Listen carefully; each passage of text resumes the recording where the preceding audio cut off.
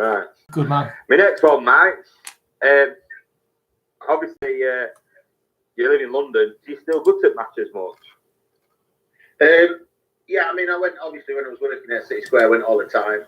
And then since I've been once for various reasons. But I was in Manchester and I was at my mum and dad's. I was at my mum's because my dad passed away at Christmas time.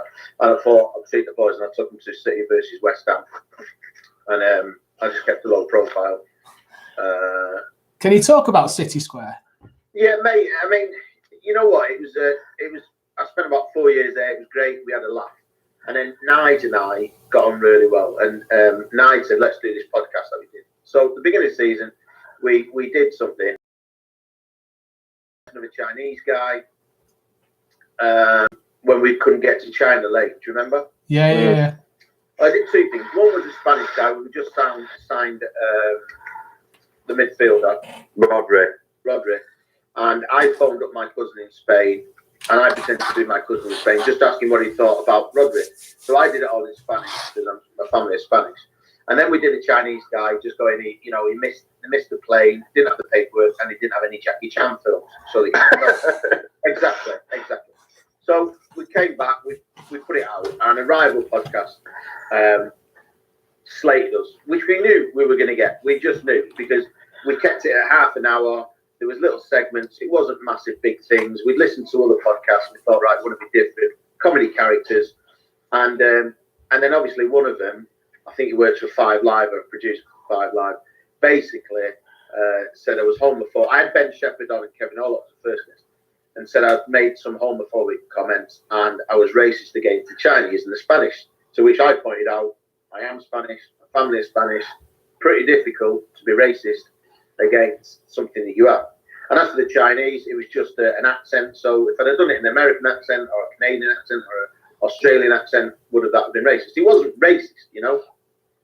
So then what happened was City rang us and asked us to put an apology up, which I said no, because we're not affiliated. And this was in July and our contracts didn't start until August, the first game of the season.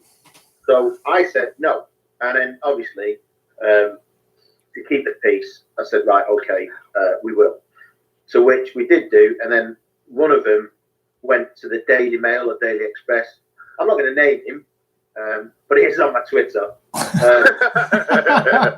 And he then went to the Daily Express, or I can't remember, it was the Daily Mail or something, and then just got them to listen. So the Daily Mail then rang up Man City. Now, the thing I've got, Nigel and I, the problem was, you'd think Man City would go, listen, that's your opinion, we've listened to it. Bearing in mind the previous day, and this is probably the first time I ever talked about it, lads, to be honest. The previous day, they rang up and said, look, we'd listened to it, we didn't find anything wrong with it. The next day, they rang us after the Daily Mail had rang City and said that we're not going to renew your contracts and thanks a lot. So we sort of got kicked in the bollocks, really, by Man. This is the club that I've loved and given,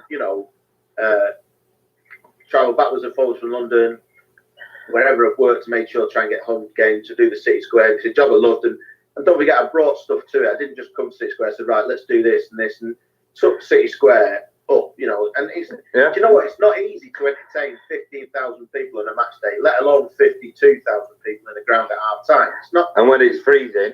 It's freezing cold. Yeah. And it's not easy. You've got 52,000 people there. And this is a true story. Like a couple of seasons ago, I was on a cruise ship working, doing a stand-up gig, and I got a phone call, and it was Man City complaining that I'd said something that had offended somebody. And I said, oh, okay.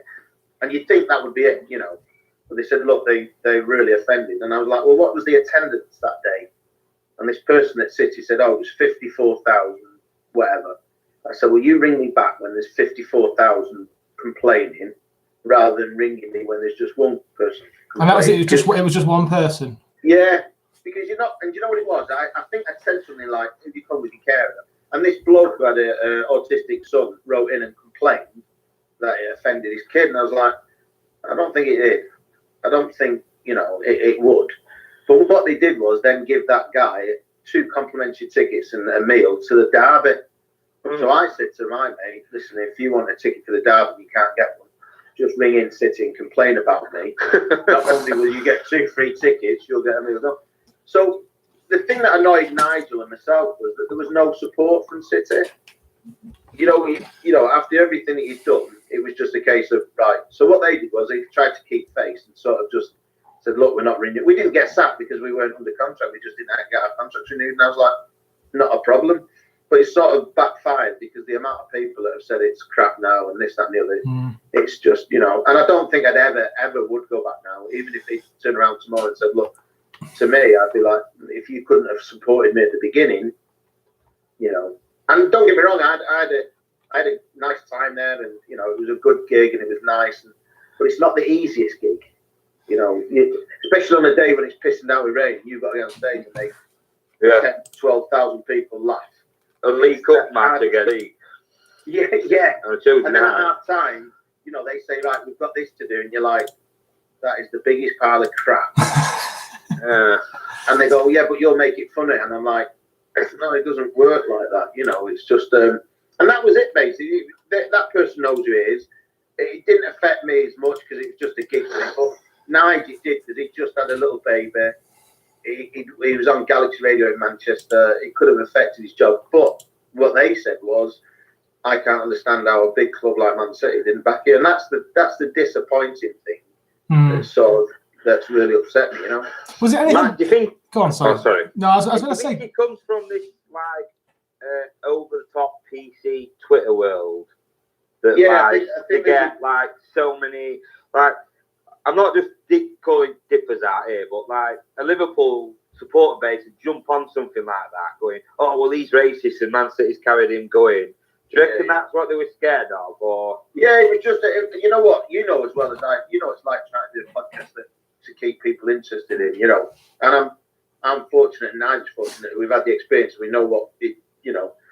And I don't think they sort of liked it. It was this new podcast that was coming on and doing something different, and it was a bit of a competition for them. I think, you know, if you're doing a podcast and somebody else comes up, you think, right, well, you've got to up your ante to make it interesting for people to listen, to watch, to, you know what I mean? And that's what we did. We just made it. We didn't want to do anything serious. We just wanted to make it light-hearted, fun.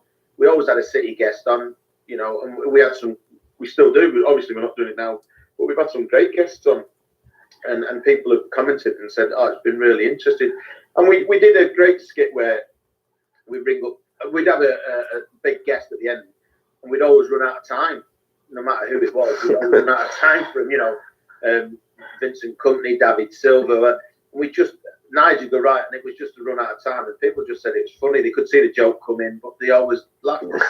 So, you know, it was just that really, and it was just City just bottling it and going, oh no, it's, you know, there's nothing to do. And we said at the beginning, this podcast is not affiliated with Man City in any way, shape, or form. So, can I ask you? I was going to say a personal question. It's not personal at all. Mate, ask away. You're all right. So, people said to me, "Oh, well, you know, working for City, that would be your dream job, wouldn't it, Tom?" And do you know what? In a way, I thought about this, and I think to myself, right, well, if I worked for City and something happened where they didn't support me, I've been going to City since I was 4 years old, and do you know what? If that happened to me, I don't know if I'd like to work for City. It's like what you said, don't meet your heroes.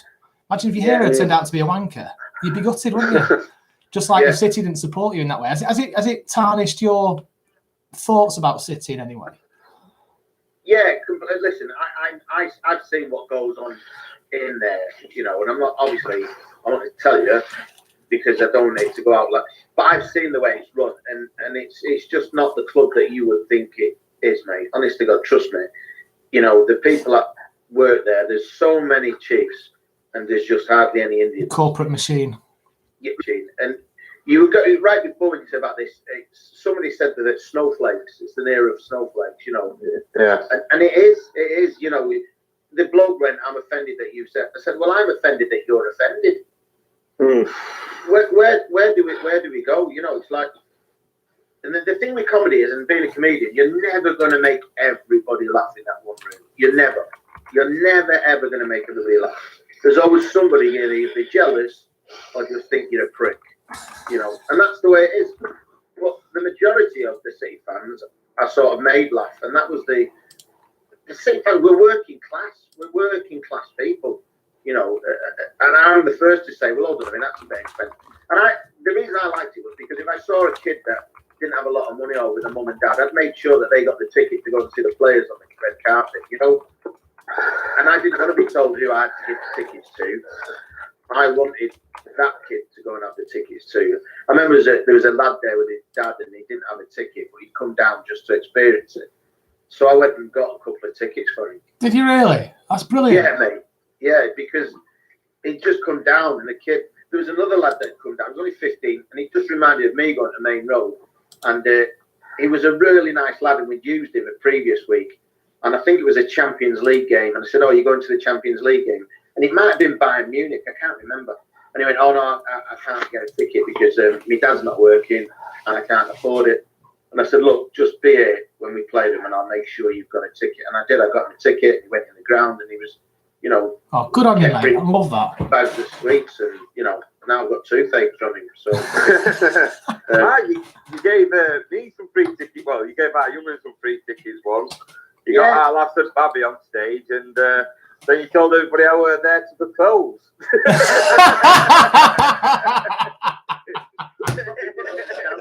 That's brilliant. No, you just don't forget the people that, you know, growing up in Leamington, I remember going to Main Road and my parents would have a pot to piss in. My mum used to make the City shirt, screw and sew the badge on, and that was my shirt, you know. So I just thought I just wanted to put something back. If somebody, I loved giving out shit. I mean, I got told off so many times for giving out stuff that I shouldn't have given. I was like, oh, sorry about that. I didn't care. I was just give it. You know, you're a big organisation. These kids will remember it, and these parents will remember it for years. Just let them have it. That's it. How did you get the job there in the first place, Mike? I did. How did you get the job there in the first place? They'd asked me a couple of times, and I said no. And then I was doing XFM, the radio show, and they asked me then if I wanted to do it, and I said no because I just had my first kid, my little one, and I had to travel back to London on the Friday. So to get away and do City the weekend, I would have been castrated. She would have castrated me. So you still lived in London, even though you did the thing at City? Yeah, man. I used to travel all the time. You know, every home game I'd get there. And when I had my kids, I'd take them with me. And they loved it. They absolutely loved it. I used a couple of them when we were filming stuff.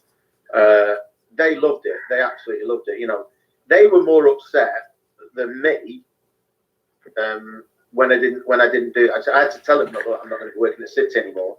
And they were more upset than me, you know. And my missus is a Chelsea fan. And she's gutty because I'd take her to go and see City in Chelsea.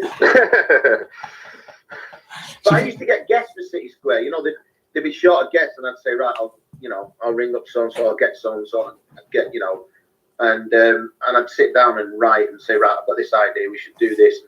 But the problem you had there was you had people running it that didn't know how to run a show or didn't know how to put, you know, it's like bringing in a joiner in your house and you telling him how to put your door on. Well, hold on a minute, you know what I mean? It's just you don't get a dog and bite yourself.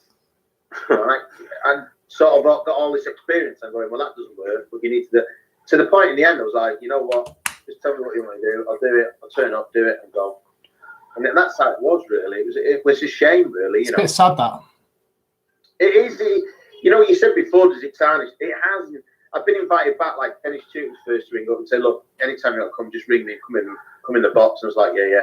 A couple of other players and ex-City players would ring up but I just didn't want to go back. It was only that I was at my mum and dad's in Leamington that I took my kids and said, right, come on, we'll go and, you know, we'll go and see City and West Ham. But the City fans were great. They kept coming up saying, City fans were brilliant. And I'm not just saying this, but City fans, they were brilliant. All the time they'd always come up and go, oh, we loved you doing this, or we loved it when you had this, and we did. And they were great. Never once did anybody come up and go, oh, crap for my kids. Well, you'd be surprised, lads. If I told you off camera the stuff that went on, you'd be shocked. I can rightly imagine. I'll tell you what, Mike, that's your next book. Bet you can put a funny spin on that, can't you? Comes and work with, Him from City Square. Yeah. So what's the plan now, work-wise? What are you up to these days? I've just written a comedy series with a friend of mine called JK. It's a great comic. We've literally it's called Grassroots, and it's about a Russian oligarch who owns a big football club like Manchester, and he's after Jack Maggie. The manager's been done from a bum scandal, so he wants Jack Maggie from Liga Warsaw, who's after this top manager in Europe. So he rings an agent in England to find him, but the agent mishears him and gets him Jack Marshall from Warsaw. And he's got to go in and turn this club around because they're opening a new stadium, and their opening game is against Barcelona. But obviously, there's problems. So we've just written that, and that sounds just brilliant. Before the lockdown, we were just about to start writing a series for the BBC about a select football team, and it was by, believe it or not, a guy called. Now, Kelly and I used to play for the Emily and Hughes celebrity football team, and Kelly George was in Grange Hill. He was the longest serving member of Grange Hill, and he was in a film with Guy Ritchie. I can't remember what it's called. Oh, Rock and Roller. He doesn't say anything throughout the whole film, but he's in it. And then he approached me and he said, "Look, I've got this idea. Will you write it?" And we just had the meeting about 2 weeks before the lockdown, and everything was put in place. And we're like, "Yeah, we had a room, studios, and just about to start writing," and then the lockdown happened. So we've not been out all right. Sounds good though, Mike. That sounds brilliant. What's that going to be aired on then? When we don't know. We're hoping Netflix, because Netflix is sort of a place to be in it. Yeah. But at the moment now, what I am doing is painting and decorating my house. I can see. I just saw behind. There's a little bit of green behind your shoulder. Oh, mate, it's just like we've just moved into new house, so it's just every room. I'm bored of painting. I can see why Picasso cut off his ear. Well, Mike, when they're filming, if you need 3 extras with 2 skinheads and a bloke with a ginger beard, you know where to get us. Hey, I tell you what. you three would be the first I'd have. The only problem is, though, you couldn't get Dan to shut up. This is not a speaking part, Dan. Shut up. No, definitely. Without a shadow. If it comes up, I'll give you you can be extras. Oh, I love it. That's absolutely brilliant. Can I just ask you a quick question about Netflix? Completely, absolutely random here. So when you write a script, how short and sweet? How does it go to Netflix? How do you do that? Oh, it goes through a process. So what you do is you write it, and then the idea is to try and get a bidding war. So you go to various people like Channel 5, Sky 1, BBC, or Netflix. Amazon have just a friend of mine has just worked on a brand new thing with Rich and Hammond in Amazon. I think I'm due to play a part of a Spanish policeman, I think. But what you do is you go to them because they've got the money. At the moment, everything's Netflix, Amazon. They're the things that, So they've got these big production companies that are just literally looking for scripts to be able to... They've just got money. They've got endless pots. So they just go out and say, right. And if they like it, what they do is they say, right, okay, well, we'll commission 6 episodes with the possibility of another 6. We're watching. I mean, Sky. We went to Sky with this idea, and they'd already done something called, I think it was something Rovers, which was by Craig Cash. I think he'd sort of already written something. I think it's something Rovers. So they didn't want another footballing, program. I then took it to a friend of mine at BBC, who sort of read it. I went, oh, I don't know. And then a year later, I find out that the guys from the In-Betweeners are sort of writing the same thing, only because she's told about this idea, So you've got to be careful, really, who you take it to. So, and people that in the industry, you've got to sort of say, look, that's why now when we ever do it, I always send out just the first script and never send out the whole 6, just so they don't have an idea of, because it takes it took Jerry and I a good year to write it. So you spend the first month sort of writing ideas and scenarios. Like, for example, I'll give you one of the gags that we've done. The players turn up for the pre-season party, and they all turn up, with beautiful women, apart from this one player turns up with this old woman. And they all go, oh, you brought your nan? He goes, no, it's my girlfriend. And took that from Wayne Rooney, and then one of the players, he gets arrested because he's been giving his money to ISIS. But he actually, because he's foreign, he thought he was giving his money for ice creams. So, and then my friend Jerry and I, we come up with this, I can't remember what it was now, we come up with a great one where a Bolivian player, I don't know if you know this, but Bolivian players are the smallest players in the world. They're very small Bolivian players. So the manager gets given this tape of this player that's Bolivian, and he's just bending in these free kicks. Every free kick he takes just goes in and goes in and goes in. And the agent says to him, look, you can have him. He said, how much? He said, no, he's on a free. He said, right, I'll have him, but I've got to, the problem is you've got to set him and his family up in Manchester. And he's like, not a problem. So when it comes to training, this player that's been brilliant at bending balls over, can't get the ball over the wall. And it's because the players are taller here than the Bolivians. 4 foot odd, but here they're 6 foot odd. He's got that. And he said, well, what about his family? And he said, don't worry, I've got him a job. And we wrote a bit where they're in Market Street, Manchester, just playing the pipes and the Bolivian pipe. Oh, the flute, yeah. In the streets of Manchester. So it's just those, you have to start writing the ideas that you think are funny, and then you have to try and, so it took us a year to write all 6 episodes, and it's a long process, honestly. You go in the morning, you start writing, by midday you're bored, you're like, well, let's see what next thing you know, we're looking at cats and cucumbers. If you put a cucumber in a cat, they sort of jump. Oh, that's right, yeah. You know what I mean? We ended up watching that for a while. And then we ended up arguing because my writing partner is an Arsenal fan. So we ended up arguing about who's got the greater team, and who had the greater team. And obviously he's hanging on to the Invincibles, sort of like, In fact, when Liverpool got beat by Watford, I texted him, I went, God, I bet you were shitting yourself. Do you know what? It sounds like you're keeping busy, and that sounds like an absolute belter of a show that's in the offing there, pal. So all the luck in the world with that, buddy. Oh, cheers, fellas. Cheers, lads. If it does come off, I'll invite you to the premiere. Absolutely. Yeah, brilliant. I'll have some of that. Can I wear a City shirt? Better not, though, eh? Mate, you wear anything you want. You'll regret saying that. I'll come Chinese. Don't get me to talk to you. Oh, fantastic. Listen, Dan, have you got anything else to ask him? No, mate. I think we've covered it all.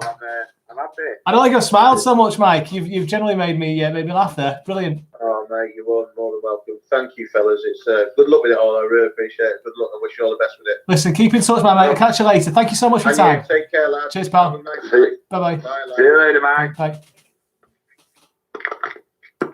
What a fucking diamond he was. Fielding, you going to say first words? Oh, yeah. What a top bloke he was. So we've let Mike go. I've got an idea who Danny's still with us. Mr. Fielding, is he still with us? He's here, but we can't hear that. Oh, he might have gone. I think I've got an idea who the first. Who am I? So he's a Brazilian guy. Started off Corinthians, then Arsenal, Celta Vigo, Barcelona, and City. I'm going to go. Hey, there you go. He's around. You're all right, pal. You have a few issues. Oh, it's been absolutely fine. I didn't realise the sound cut off. Hey, I tell you what a top guy he seems to be. Well done for bringing him on, Danny. He's an absolute belter. Well, I'm hoping to get him on again. Yeah. Smooth, isn't it? Yeah, absolutely, mate. It was brilliant. That. So I'm gonna Dan Fielding. I think I've got the first one. Right. So Corinthians, Arsenal, Celta Vigo, Barcelona, and City. I'm gonna go. Yeah. He was a defender. He was indeed. He was a wing back. He was indeed. And he was 2'2". It was Silvinho. I think even that was pushing it. Silvinho. It was indeed. Fantastic. Right, the next one. I've not got a clue. Absolutely no idea. So, I got neither have I. Yeah, so he's an Irish left back. An Irish left back. He played that's the one. Who was it? Is he really? Yeah. Who? Cunningham. Crap. Oh, yeah, I would never have got that in a month for Sundays. He was one. It came through our academy. I thought he was going to be one of the greatest left backs City's ever had. He had everything, and then he just never really kicked on. Dan, he nearly got into my unachieving 11, Cunningham, because he played 5 times under Sven, I think. 5 games he played. I think it was Sven. Might not be, I might be wrong there. What was his first name? Greg Cunningham. Greg Cunningham, I can't remember him. He's, 5 games I've got down here too. Yeah, but I think that'll just be league appearances. And I think right. He played, definitely played 5, I'm sure he did. It was then, wasn't it? Yeah, it was 2008 when he first started, because he came through our academy, didn't he? And he just I think he played a hell of a lot of academy games, didn't he? So he was the next big thing. Youth career is 2007 to 10, and we signed him professionally in 2010 to 2012. Crikey. But still, honestly, never in a month of Sundays would I have got that. Yeah. Good one, pal. You stumped me there, buddy. Do you think City Dave would have got that? Well, I think he'd struggle with Slovenia. Oh, bless him. Excuse me. So what we're gonna do in a couple of weeks, lads. Just a bit of breaking news. We're talking to City Dave about this. We're gonna do another quiz, but we're gonna do one for Junior Blues. We're gonna do one for kids, and obviously adults that want to get involved with it. So we're gonna do about City players and teams over the last 2 or 3 seasons to make it a bit more interesting for some of the younger generation. Because I've got a couple of nieces and nephews that are massive City fans, and during our quiz, we've had absolutely no hope. So what I want to do is one that's going to be a bit easier for them to be able to do and take part in. I've got a son and a daughter that want to take part in it, and I've obviously got a couple of nieces and nephews that want to have a crack at it as well. So we're going to do that one night in a couple of weeks' time. So that's one thing in the offing, and we're also looking to do a Where Are You Now from the City team that played Gillingham, the 99 players. So what they've been up to since they left City, and what they've been moving on since then. So that's a couple of ideas for future podcasts that we're going to be running.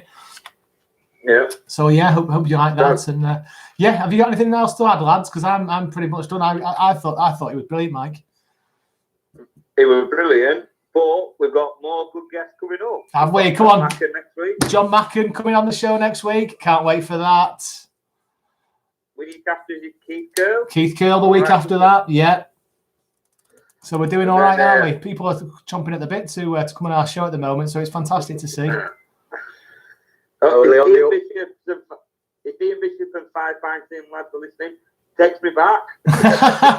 Come on, Bish. We want to get you on, pal. Come on, buddy. You're doing your own podcast. If you're listening, Ian Bishop and your sons, you're doing your own podcast. You know what it takes. Pick up the phone. We can make it happen. You text me, give me all hope that you want to come on, and then you've custard bad. I met Ian Bishop at Centre Parks once when I was a kid. I needed to double check it was him. And I went up to this bloke with long hair saying, "Are you Ian Bishop?" and shook his hand. Oh, brilliant! Right, we're done for the night, lads. Thank you very much as always. What I'd like to say before we move on is listen. Thanks to absolutely everybody for listening to the show. We really do appreciate you listening to it, but we also appreciate if you share this with your friends and family, and if you go the extra mile and subscribe to our show on Apple Podcasts or Spotify Podcasts. Please review our show. The podcast links will be in the show notes, but your support and positive reviews go such a long way to increasing our visibility to other City fans just like you throughout the globe. It really, really, really does help. So just spend that couple of minutes and doing that for us. If you like what you listen to, you want to give us a review, please jump on Apple or Spotify and give us a review. But that's my little piece, lads. So if we're happy, we'll say good night. Night, lads. Fantastic. Cheers, Blues. Catch you later. See you later. Have a good night. Take care, boys. Bye. Bye-bye. Ah!